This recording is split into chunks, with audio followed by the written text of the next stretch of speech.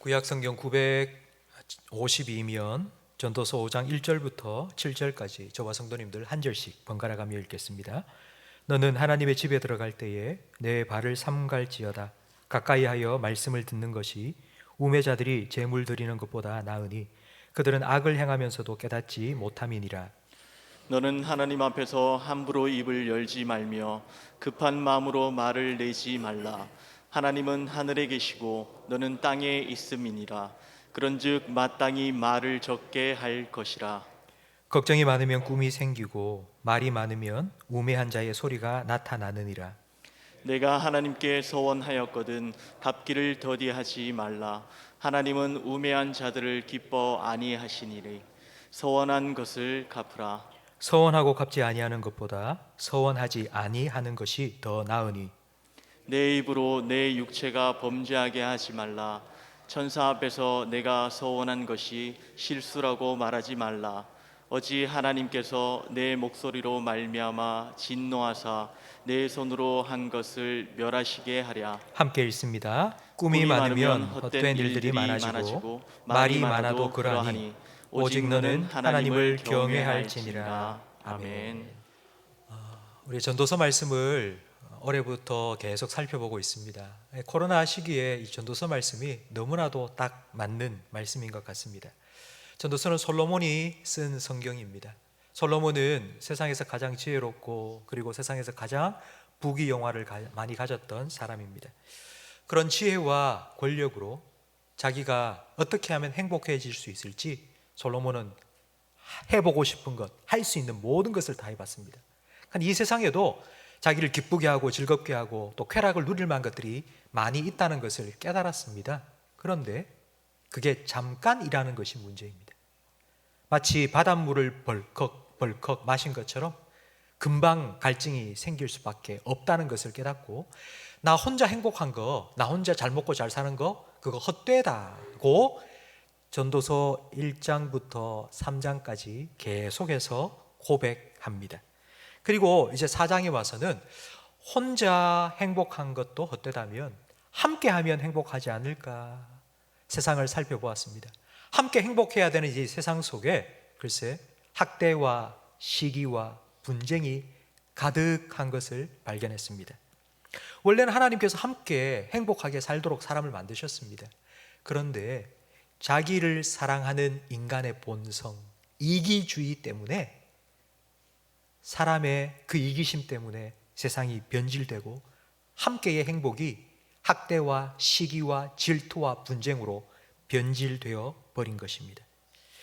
이런 세상 속에서 함께의 축복을 누릴 수 있는 방법을 4장 6절에서 솔로몬은 이렇게 말합니다. 움켜쥐려고만 하지 말고 두 손 다. 한 손으로는 자기 거 챙기더라도 한 손은 쭉 펴서 좀 나누어라. 베풀어라. 그것이 함께하는 축복을 누리는 길이라고 지혜라고 가르쳐 준 것입니다. 지난주 우리는 부활주의를 지켰습니다. 부활 감사 헌금 말씀드린 대로 절반은 우리 지역사회에 힘드신 분들을 섬기기 위해서 희망상자 나눔에 쓰겠다고 말씀을 드렸습니다. 여러분이 정말 힘껏 헌금에 참여해 주셨기 때문에 지역에 있는 136 가정에 희망상자 나눌 수 있었습니다. 정말 함께 해주셔서 동참해 주셔서 나눔에 참여해 주셔서 감사드립니다. 지난 주일 어느 한 성도님께서 찾아오셨습니다.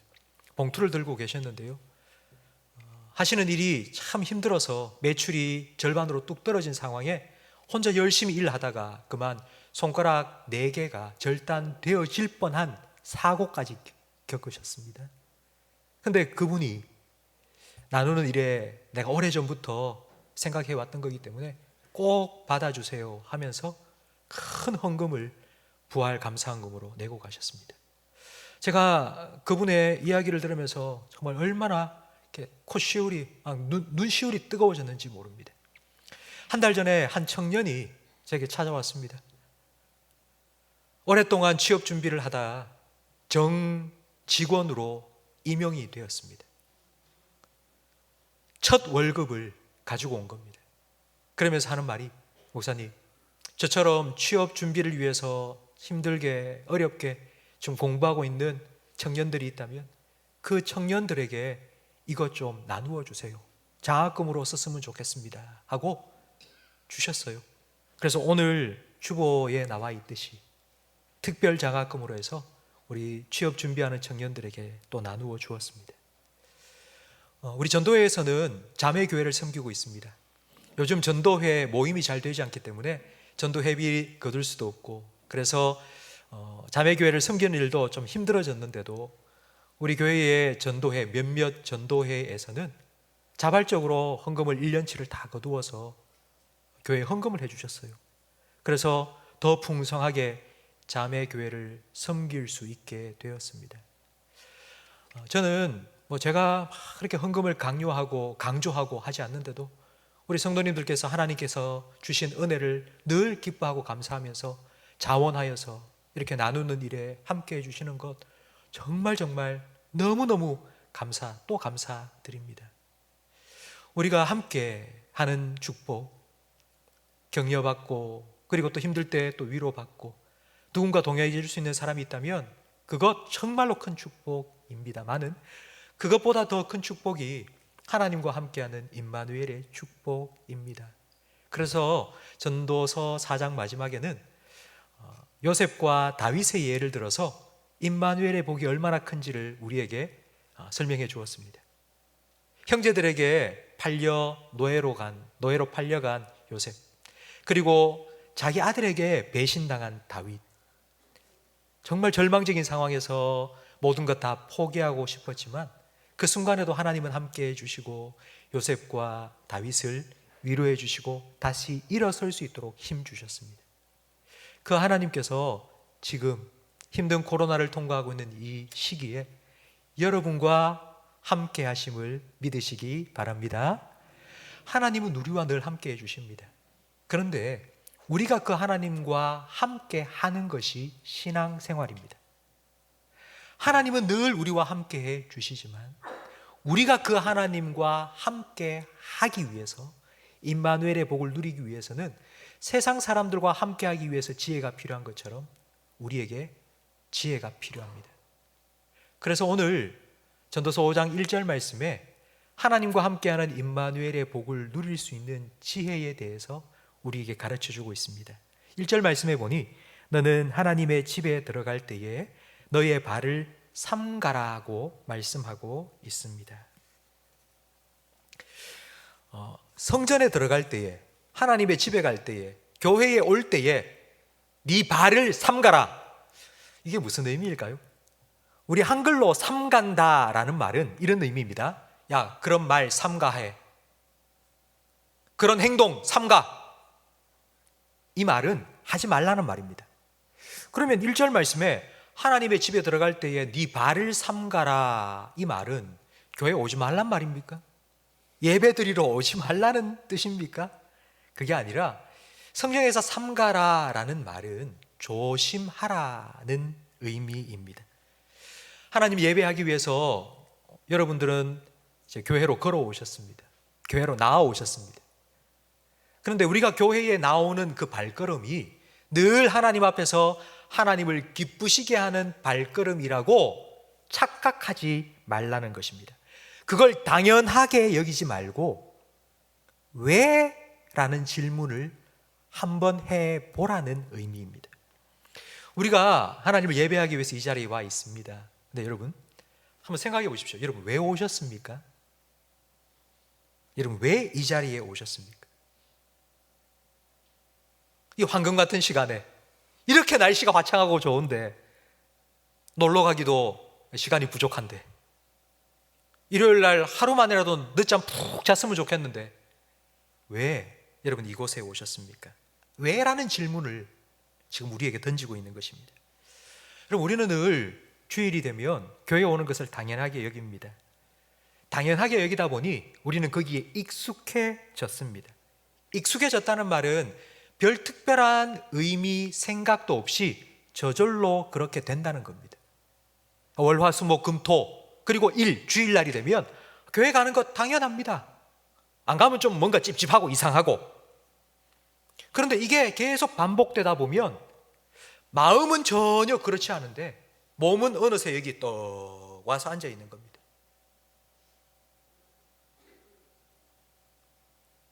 이런 시간이 반복되고 또 반복되다 보면 내가 지금 뭘 하고 있지? 내가 지금 뭘 하라고 이 앉아 있는 거지? 라는 생각이 어느 순간 듭니다. 의미가 없어지면 그냥 하던 행동도 더 이상 안 하게 됩니다. 아무 의미 없는 거 내가 왜 하고 있지? 나 그만둬야 되겠다 생각하고는 진짜 교회에 오는 발걸음을 뚝 끊어버립니다. 여러분, 익숙함이라는 것이 참 무서운 것입니다. 그래서 이 익숙함을 좀 벗어버리고 새로운 마음가짐을 가지기 위해서는 우리는 재점검의 시간이 필요합니다. 그래서 오늘 1절 말씀에 네 발을 좀 삼가라.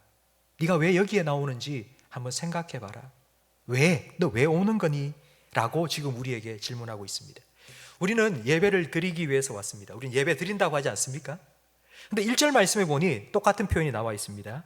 우매자들이 제물을 드리는 것보다 라고 말하고 있습니다.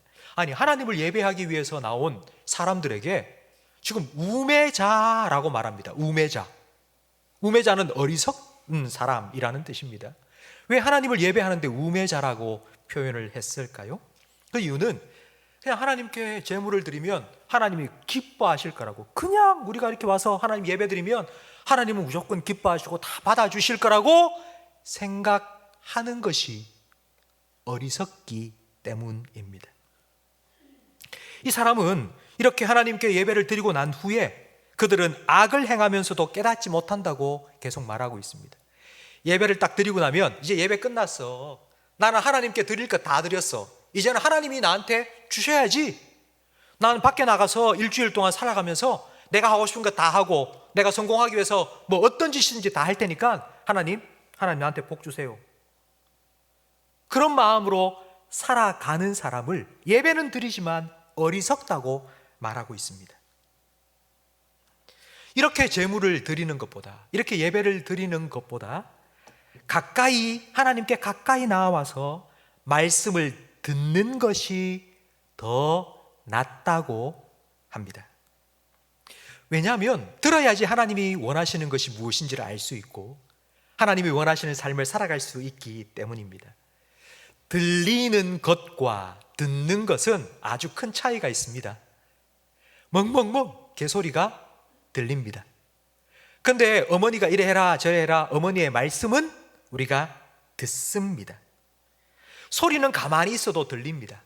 잠을 자다가도 119 구급차 윙윙윙윙 하는 소리가 들립니다. 잠을 자다가도. 밥을 먹고 있는데도 멍멍멍 하고 옆집 개 짖는 소리가 들립니다. 그런데 누가 나한테 무슨 이야기를 하고 말을 하는 건 우리가 귀를 쫑긋 세우고 들어야지 들립니다. 하나님의 말씀을 듣는 것에 대해서 성경은 계속 이렇게 말합니다. 귀를 기울여라. 들을 귀가 있는 자는 들을지어다 라고 말씀하고 있습니다. 그냥 귀가 있다고 그냥 말씀이 들리는 것이 아니라 하나님의 말씀을 듣기 위해서 귀를 쫑긋 세워야 된다고 성경은 말씀하고 있습니다. 성도 여러분, 우리 성도님 중에는 저한테 이런 말씀을 하시는 분이 참 많으세요. 하나님 말씀 하신다고 하는데 하나님이 저한테는 말씀을 안 하시는 것 같아요. 저는 하나님 말씀 들은 적이 없어요, 이때까지. 여러분, 그런 생각 혹시 해보신 적 있습니까? 제가 그분들에게 이렇게 말씀드립니다. 하나님은 늘 말씀하십니다. 그런데 우리가 내가 원하는 말만 듣기를 원하기 때문에 그냥 하나님 말씀을 쑥 듣고 흘려버리기 때문에 하나님이 나한테 아무 말씀도 안 했다고 우리는 생각하는 것 뿐입니다. 하나님께 귀를 기울이고 하나님께 귀를 쫑긋 세우고 하나님 말씀을 묵상하고 또 되새기면 하나님의 말씀을 우리가 다 들을 수 있습니다. 우리가 잘 알다시피 예배의 정의는 하나님과의 만남입니다. 그렇다면 왜 하나님께서 우리를 만나고 싶어 할까요? 왜 예배를 드리러 오라고 하나님 우리를 부르시는 걸까요? 그 이유가 무엇일까요? 우리가 하나님께 무엇을 자꾸 드리고 예배를 드리고 뭔가를 드리고 하나님께서 그거 우리가 드리는 걸 받고 싶어서 자꾸 우리 보고 예배로 나오라고 말씀을 하시는 걸까요? 그렇지 않습니다. 사도행전 17장 24절 말씀을 우리 화면을 보면서 함께 읽어보겠습니다. 우주와 그 가운데 있는 만물을 지으신 하나님께서는 천지의 주제시니 손으로 지은 전에 계시지 아니하시고 또 무엇이 부족한 것처럼 사람의 손으로 섬김을 받으시는 것이 아니니 이는 만민에게 생명과 호흡과 만물을 친히 주시는 이심이라. 하나님은 뭐가 부족해서 우리한테 뭘 받기 위해서 우리를 부르시는 게 아니에요. 여러분, 코로나 기간 동안 우리가 이런 말을 얼마나 많이 들었습니까? 아이고, 저 예수쟁이들 교회 가지 마라, 모이지 마라 그래 하는데도 또 교회 모여가지고 저거 헌금 거둘라고 그런다. 여러분, 이런 말 많이 들으셨죠? 여러분, 그런 말 듣고 그냥 지나치지 마세요. 분명하게 얘기하세요. 하나님은 그런 분이 아니라고. 하나님은 우리한테 뭘 받고 싶어서 우리를 부르는 게 아니라 우리가 그 하나님의 말씀 듣고 그 말씀대로 순종하며 변화되는 삶을 살아가기 위해서 하나님 앞에 예배하러 나아가는 거라고 여러분 분명하게 말씀해 주세요. 그것이 하나님 원하는 예배입니다. 우리가 하나님의 말씀을 들었다면 듣는 것으로 끝나는 것은 안 됩니다. 예배를 드리고 난 다음에 이제 끝났어? 그리고 밖에 나가서 자기 멋대로 악을 행하며 살아가는 것이 아니라 예배하며 하나님께 들은 그 말씀, 하나님께서 나에게 뭘 원하시는지를 들었다면 그 말씀에 순종하며 살기 위해서 애쓰는 것, 그것이 바로 하나님이 원하시는 예배입니다. 여러분, 이것을 우리에게 가장 잘 보여주는 성경 말씀이 우리가 너무나도 잘 알고 있는 사무엘상 15장 22절 말씀인데요, 같이 읽어보겠습니다. 사무엘이 이르되 여호와께서 번제와 다른 제사를 그의 목소리를 청종하는 것을 좋아하심같이 좋아하시겠나이까. 순종이 제사보다 낫고 듣는 것이 수양의 기름보다 나으니. 아멘. 순종이 제사보다 낫다, 이 말은 이런 의미입니다. 하나님이 우리에게 원하시는 제물, 하나님께 제사 드리면서 바치는 제물, 하나님께서 우리에게 원하시는 제물은 우리가 가지고 온 헌금, 우리가 하나님께 바치는 양과 소, 그게 아니고 우리라고요. 우리, 나의 몸과 마음, 그것이 하나님께서 기뻐하시는 제물입니다. 가인이 제사를 드렸을 때 하나님께서는 가인의 제물을 싫어하신 게 아니에요. 가인과 그 제물을 받지 않으셨고요, 아벨과 그 제물을 하나님께서는 받으셨습니다. 제물의 문제, 우리가 얼마나 많이 드리고 무엇을 드리고 그 문제가 아니고요, 그 제물을 하나님께 드리는 우리의 모습, 우리의 마음, 우리의 삶, 그것이 문제입니다. 하나님이 무엇을 원하시는지 듣고 하나님이 원하시는 대로 살아가기를 애쓰는 삶, 이것이 우리가 말하는 삶의 예배입니다. 성도 여러분, 우리가 지금 예배를 드리고 있습니다. 우리가 정말 예배를 잘 드리고 있나 못 드리고 있나는 지금 이 시간에 우리는 분별할 수가 없습니다. 성도님들이 지금 예배를 잘 드리고 있는가 없는가 저는 잘 모릅니다. 그러나 진짜 예배를 잘 드리고 못 드렸는지 어디에서 분별될 수 있느냐 하면 월요일부터 토요일까지 여러분의 삶 속에서 주일날 정말 내가 하나님을 만나 하나님을 예배했다면 우리의 삶에는 변화가 생길 수밖에 없습니다. 그것이 하나님을 만난 사람의 모습입니다. 이것이 1절 말씀의 의미인데, 앞에서 제가 말씀드렸듯이 이 전도서는 솔로몬이 쓴 성경입니다. 그럼 솔로몬은 어떤 사람입니까? 솔로몬은 1000번제를 드렸던 사람입니다.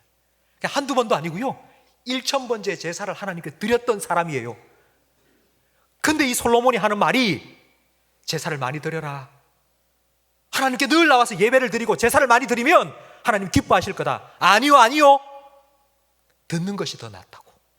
하나님을 가까이에서 하나님 말씀 듣는 것이 참된 예배라고. 솔로몬은 성전을 건축한 사람입니다. 화려하고 웅장한 정말 금으로 다 장식한 의리의리한 성전을 지어서 하나님께 드린 사람 아닙니까? 근데 그 솔로몬이 하는 말이 하나님 기뻐하시는 건 하나님 말씀을 듣는 거라고. 그게 진짜 예배라고 우리에게 이야기하고 있습니다. 우리가 성전에서 하나님을 만나서 예배를 드렸다면 우리 일상생활 속에서 하나님을 만나는 것을 우리는 기도라고 합니다. 기도는 일상생활 속에서 늘 하나님을 만나는 것입니다. 그렇다면 과연 기도, 예배에 대해서 점검을 해봤다면 지금 우리가 하는 기도에 대한 점검을 우리가 다시 해봐야 될 것 같은데요. 기도는 어떻게 해야 되는 걸까요? 2절 말씀을 같이 읽어보겠습니다. 너는 하나님 앞에서 함부로 입을 열지 말며 급한 마음으로 말을 내지 말라. 하나님은 하늘에 계시고 너는 땅에 있음이니라. 그런즉 마땅히 말을 적게 할 것이라. 하나님 앞에서 함부로 입을 열지 마라. 이게 무슨 뜻일까요? 예배하러 교회에 나오는 네 발을 삼가라. 그게 오지 마라 이런 뜻이 아니고 한번 점검해봐라, 생각해봐라, 조심히 해라, 그런 의미인 것처럼 하나님 앞에서 함부로 입을 열지 마라. 이 말은 네가 기도할 때에 그냥 나오는 대로 막 기도하지 말고 한번 생각해보고 점검해보고 기도해라 라는 의미입니다. 함부로 입을 열지 마라. 하나님께 이걸 뒤에서 풀어서 좀 설명을 해주는데요, 그 말씀을 계속하여 2절 말씀을 보면 이렇게 말하고 있습니다.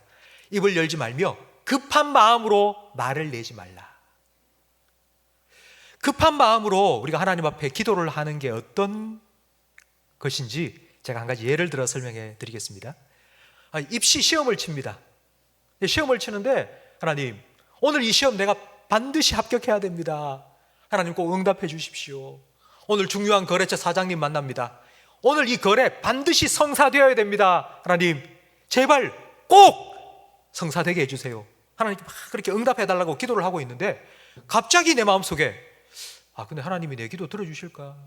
내가 이런 죄를 지은 게 갑자기 생각이 나는 거예요. 내가 하나님께 잘못한 게 생각이 나는 거예요. 내가 이거 잘못하고 저거 잘못했는데 하나님께서 과연 내 기도 들어주실까? 그래서 하나님 무조건 응답해 달라는 기도보다 먼저 회개해야 되겠다 생각하고는 급하게 회개 기도를 시작합니다.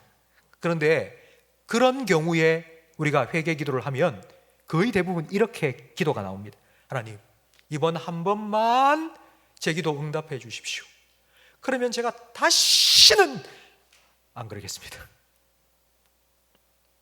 여러분, 우리가 이걸 서원이라고 말합니다. 4절과 5절 말씀에 보면 서원에 대한 말씀이 나오는 이유가 이 기도에 바로 이 서원이라는 것이 너무 자연스럽게 포함되어 있기 때문입니다. 우리는 서원이라 하면 이런 거 생각합니다. 하나님, 제 병을 고쳐주십시오. 그러면 제 삶을 하나님께 드려서 제가 선교사로 나가겠습니다. 이런 것만 서원이라고 생각하죠. 하나님 복권 당첨되게 해주세요. 그러면 절반 뚝 잘라서 하나님께 바치겠습니다. 이런 거 엄청난 서원만 서원이라고 생각하는데 실제로 우리 기도 생활 속에는 서원이 참 많습니다. 서원은 하나님께 약속하는 겁니다. 하나님, 제가 이렇게 해드릴게요. 하나님께 이렇게 할게요. 이게 바로 서원인데 왜 우리 기도에 이런 서원이 많이 포함되는가 하면 우리 일상생활 속에 우리 언어에는요 이와 같은 서원과 비슷한 것들이 너무 많기 때문입니다. 이런 겁니다. 여러분, 사람들과 함께 대화를 나누고 사람들과 거래를 하고 막 하면은요 자기도 모르는 사이에 이런 말이 술술술 나옵니다. 사실은, 진짜로, 솔직하게 말해서 거짓말 하나 안 보태고 말하는데 믿어달라는 거예요. 믿어달라는 거. 사람들이 서로 믿지 못하니까 자기가 진짜라는 걸 계속해서 어필을 하기 위해서 진짜로, 참말로, 솔직히, 거짓말 하나 보태지 않고 그런 말을 계속 하는 겁니다. 그런데 이런 말을 자꾸 쓰다 보니까 하나님께도 자기도 모르는 사이에 자꾸 이렇게 하는 거예요. 하나님, 제가 진짜로 안 하겠습니다. 이번 한 번만 응답해 주십시오. 그러면 제가 앞으로는 다시는 이렇게 하지 않겠습니다. 여러분, 이런 기도하지 마세요. 하나님은 우리를 너무 잘 아십니다. 하나님은 속지 않습니다. 하나님은 우리의 중심을 아십니다. 하나님 우리 마음에 지금 뭐가 들어있는지 하나님 다 아십니다. 사람의 외모만 보지만 하나님은 중심을 보시는 분입니다. 그 하나님께 우리가 뭘 더 포장하고 뭘 감출 수 있겠습니까? 그래서 서원을 하지 말라는 겁니다. 내 위기를 모면하기 위해서 즉흥적으로, 충동적으로 하나님 제가 이렇게 하겠습니다, 저렇게 하겠습니다, 그런 기도를 하지 말라고 말씀하고 있습니다. 함부로 입을 열지 말고 급한 마음에 하나님 이렇게 할게요, 저렇게 할게요, 그런 기도를 하지 말라는 것입니다. 서원에 대해서 5절에 이렇게 말하고 있습니다. 5절 말씀을 함께 읽어보겠습니다. 서원하고 갚지 아니하는 것보다 서원하지 아니하는 것이 더, 여러분, 서원 안 하는 게 더 낫습니다. 왠 줄 아세요? 서원을 하잖아요. 그럼 못 지키는 경우가 있지 않습니까? 못 지키면요, 그게 빌공짜 공약이 됩니다. 그러면 하나님 앞에 엎드려 기도할 때마다 자꾸 생각이 나는 거예요. 하나님, 내가 그때 할락했는데 못했네요. 그러면 자꾸 죄송한 마음 듭니다. 죄송하고 미안하잖아요. 그럼 하나님과 점점 더 멀어집니다. 아니, 기도를 하면서 왜 하나님과 점점 더 멀어집니까? 더 가까워져야지. 그게 우리가 기도하는 이유 아닙니까? 그러니까 그런 기도를 하지 말라는 겁니다. 그런 잘못된 서원, 즉흥적으로 충동적으로 서원하지 말라고요. 안 하는 게 훨씬 낫다고 우리에게 말씀하고 있습니다. 그럼 여러분, 차라리 이렇게 기도하십시오. 제가 하는 기도를 잘 들어보십시오. 하나님, 이번에도 또 죄를 지었는데 하나님, 이번에도 용서해 주셔서 정말 감사합니다. 하나님, 저를 잘 아시지 않습니까? 제가 안 하겠다고 기도해도 또 죄 지을 거 알지 않습니까? 하나님, 저 연약함 알지 않습니까? 제가 다음 주 한 주간 살면서 3번 죄를 지을 거 2번만 짓도록 하나님 좀 깨닫게 해주세요. 2번 죄 지을 거 1번만 짓도록 하나님, 제가 혹시라도 죄를 지을 때 되면 좀 쳐주세요. 이렇게 기도하세요. 다시는 안 하겠습니다. 절대로 안 하겠습니다. 앞으로는 안 하겠습니다. 이렇게 못 지킬 약속 하나님께 하지 마시고, 후회는 한순간에 이루어집니다. 하지만 회개는 지속적으로 이루어져야 합니다. 우리의 변화, 우리가 변화되는 것, 여러분, 이건 한순간에 변화되는 것 아닙니다. 우리 성도들 중에도 기도원 같은 데 가서 막 집회 가서 막 은혜 받고 나 진짜 변화되었다고, 나 은혜 충만하다고 말씀하시는 분이 있는데요, 저는 그런 경우 보면 갑자기 확 돌아선 분들, 은혜 받았다 하시는 분들, 그 중에 정말 10중 8구는요 어느 한순간에 확 다시 돌아갑니다. 아, 나 진짜 은혜 받았다고, 나 이제 변화되었다고 한순간에 그렇게 말씀하시는 분은요, 곧 어느 순간 한순간에 확 본래 모습으로 돌아갑니다. 회개는 점진적으로 이루어지는 겁니다. 10번 하던 걸 5번으로 줄이고요, 3번 하던 걸 2번으로 줄이고요, 2번 하던 걸 1번으로 줄이면서 조금씩 내 인생 전부를 다해서 하나님 말씀에 순종해가고 조금씩 더 하나님을 가까이 해 나가는 삶, 그것이 우리가 이루어가는 회개고 구원입니다. 그렇다면 우리가 어떻게 기도를 해야 될까요? 2절 말씀 마지막에 이렇게 딱 한마디로 우리에게 요약해서 말하고 있습니다. 2절 마지막에 보니 마땅히 말을 적게 하라. 기도를 많이 하지 말란 말입니까? 기도 오래 하지 말라는 말입니까? 기도를 짧게 하라, 이런 뜻입니까? 예수님의 말씀을 들어보면 이 말의 의미가 무엇인지를 우리가 정확하게 알 수 있습니다. 마태복음 6장 7절 말씀을 함께 읽어보겠습니다. 기도할 때에 이방인과 같이 중언부언하지 말라. 그들은 말을 많이 하여야 들으실 줄 생각하느니라. 그러므로 그들을 본받지 말라. 구하기 전에 너희에게 있어야 할 것을 하나님 너희 아버지께서 아시느니라. 아멘. 오늘 본문 말씀과 똑같이 마땅히 말을 적게 하라는 것처럼 예수님께서도 말을 많이 하지 마라, 중언부언 구구절절 하나님께 그렇게 기도하지 않아도 된다. 왜요? 그 이유가요, 우리가 구하기 전에 우리의 필요를 하나님께서는 다 알고 계시기 때문에, 그래서 하나님께서 우리에게 채워주실 것이기 때문입니다. 그런데 왜 기도하라 그럴까요? 그런데 왜 기도해야 될까요? 하나님 다 아신다면서요. 우리가 뭐 필요한지 다 아시면서 하나님 다 주신다면서요. 그런데 왜 기도해야 됩니까? 예배에 대해서 재점검을 한 것처럼 저는 오늘 이 시간을 통해서 지금 여러분이 하나님과 하고 있는 기도에 대해서도 다시 한번 점검해 보시기를 바랍니다. 우리는 기도에 대해서 이렇게 생각합니다. 기도를 하는 우리는 마이크를 잡고 있습니다. 제가 지금 마이크를 잡고 있는 거죠. 나는 마이크를 잡고 있고 하나님께는 스피커가 탁 장착이 되어 있어서 하나님 이거 주세요, 저거 주세요, 이렇게 우리가 막 기도를 하면 하나님 귀 옆에서 스피커의 소리가 쾅쾅쾅 울리면서 하나님이 기도를 들으시게 만들고 기도를 듣고 우리 기도에 응답해 주시기를 만드는 것, 그것을 우리는 기도라고 생각을 합니다. 근데 과연 하나님이 그런 분일까요? 우리가 부르는 주만 바라볼 줄 아는 찬양이 있지 않습니까? 그 찬양이 보면 우리 이렇게 찬양하고 있습니다. 하나님 인자한 귀로서 언제나 너에게 기울이시고 너의 작은 신음에도 응답하신다고. 우리의 신음 소리에도 주여 하는 이 소리에도 하나님께서는 귀를 기울이시고 응답해 주신다고요. 앞서 예배가 하나님께 우리가 무언가를 드리는 게 아니라 하나님의 말씀에 우리의 귀를 기울이고 경청하는 것이라고 말씀을 드렸다면, 기도는 이런 것입니다. 기도는 하나님께서 우리에게 경청하는 시간입니다. 예배는 우리가 하나님께 경청하는 시간이고요, 기도는 하나님께서 우리에게 귀를 기울이시고 우리에게 경청하시는 시간입니다. 그래서 기도는 확성기가 아닙니다. 하나님 귀에 막 크게 소리를 지르면서 하나님이 듣게 만들고 하나님을 응답하게 만드는 확성기를 가지고 하는 그것이 기도가 아니라, 기도는 하나님께서 우리 영혼의 청진기를 대시는 시간입니다.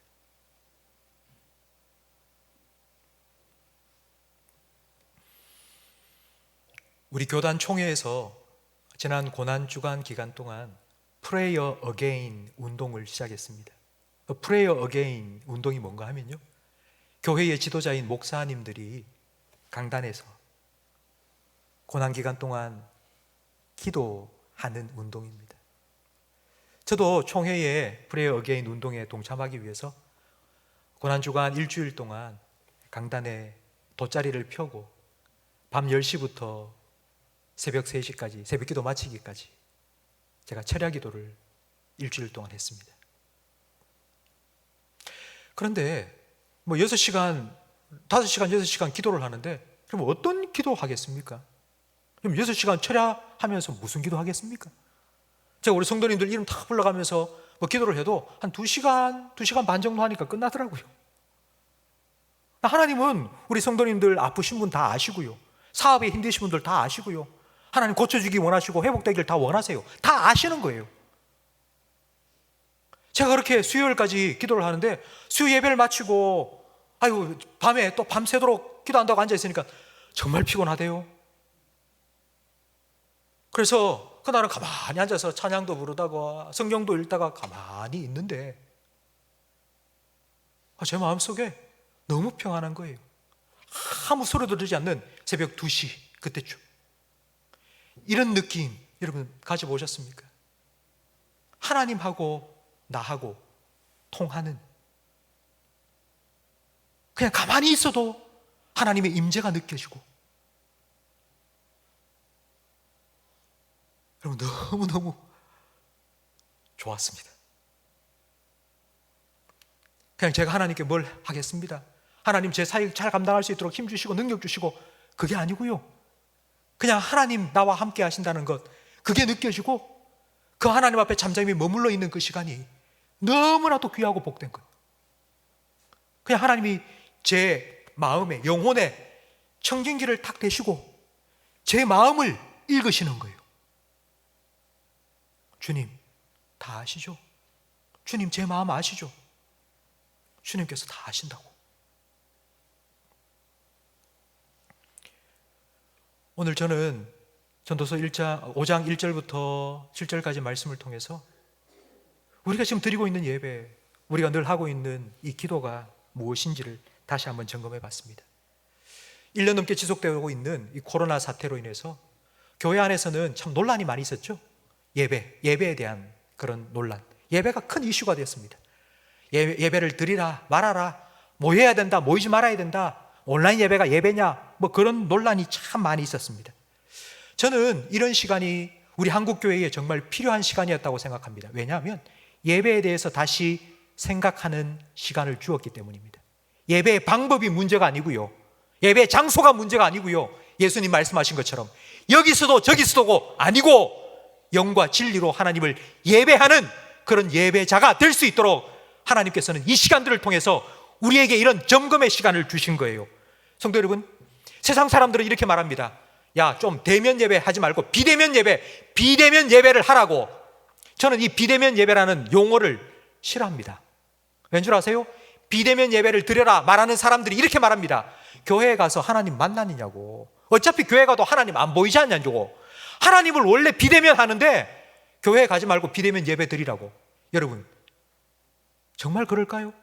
그렇지 않습니다. 우리는 하나님을 만납니다. 하나님을 한 번도 만난 적이 없는 사람이 하나님 원래 볼 수 없는 분이니까 비대면 예배 드려도 된다고 말하는 것입니다. 우리는 하나님을 만납니다. 언제나 우리에게 말씀해 주시는 하나님, 우리에게 이야기해 주시고 원하시는 것이 무엇인지를 들려주시는 하나님을 우리는 지금 이 시간에도 만나고 있습니다. 성도 여러분, 우리가 드리는 모든 예배는 주일 예배든지, 여러분 오늘 오후에 여러분이 드릴 그 가정 예배든지, 우리가 드리는 모든 예배는 대면 예배입니다. 하나님 앞에서, 하나님 임재 앞에서 하나님을 의식하고 느끼고 하나님을 예배하는 우리가 드리는 모든 예배는 대면 예배입니다. 우리는 그 하나님을 의식하고 그 하나님 앞에서 진실되게 하나님을 예배하는 예배자입니다. 제가 지금까지 코로나 1년이 넘도록 한 번도 이런 말씀을 드린 적이 없습니다. 가정에서 예배드리는 성도 여러분, 지금 온라인으로 영상으로 예배드리고 계신 성도 여러분, 저는 여러분이 가정에서 예배드리면서도 하나님 앞에서 정직하게, 진실되게, 경건하게 하나님을 예배하기를 간절히 바랍니다.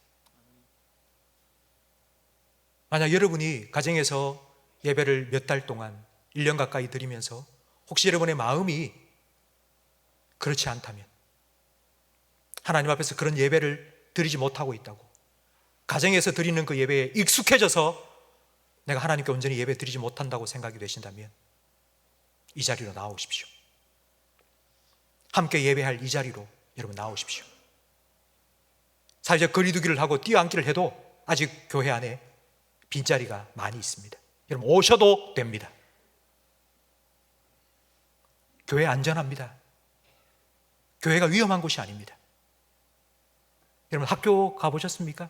어제 제가 결혼식과 장례식이 여러 건 있어서 시내를 왔다 갔다 하는데 식당마다 사람이 바글바글합니다. 근데 어느 학교에서, 어느 직장에서 들어올 때 발소독하라고 발소독액 놔둔 데 보셨습니까? 1시간마다 창문 열고 소독액을 다 뿌리면서 소독하는 그런 학교가 있고 그런 직장이 있는 거 보셨습니까?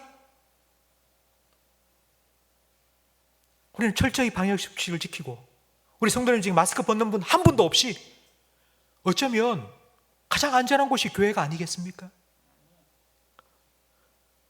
그런데 그렇게 예배를 드리고 있는 우리를 향해서 저가 또 모여가지고 저 예배 드린다고, 왜 그런 소리를 우리가 들어야 합니까?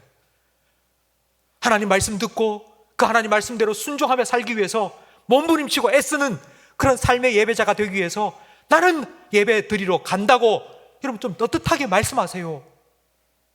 그것이 우리가 하나님께 드릴 정말 하나님 기뻐하실 산 제사 예배입니다.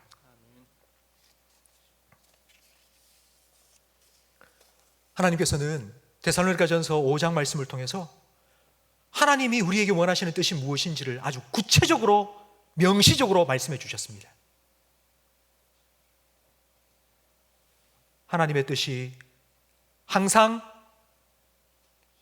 기뻐하라, 쉬지 말고 기도하라, 범사에 감사하라.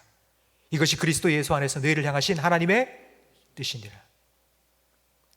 하나님의 뜻이 무엇인지 성경에서 가장 분명하게 이게 하나님의 뜻이라고 말씀해 주신 성경 말씀입니다. 근데 항상 기뻐해라, 쉬지 말고 기도해라, 범사에 감사해라, 그것이 어떤 의미일까요? 하나님과 함께 있다는 것을 늘 기억하고 하나님과 함께 기뻐하고, 그리고 그 하나님 앞에서 늘 기도하면서 또 하나님 때문에 내가 이렇게 살아간다는 것을 생각하고 감사하며 살아가라는 겁니다. 이걸 딱 한마디로 압축을 하면 저를 따라 하시기 바랍니다. 하나님을 의식하라. 언제? 언제요? 항상 쉬지 말고 범사에, 매일 매순간. 이것이 하나님께서 여러분에게 원하시는 예배입니다.